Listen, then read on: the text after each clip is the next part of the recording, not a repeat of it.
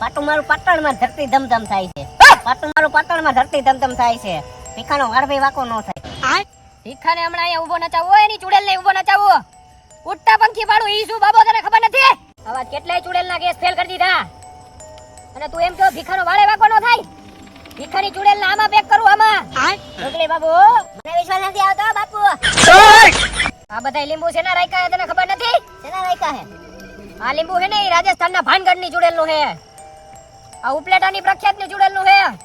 અને આવી એટલી કેટલી ચુડેલ આવી પેક કરેલી હે. અને આ લાકડી તેને શેની હે?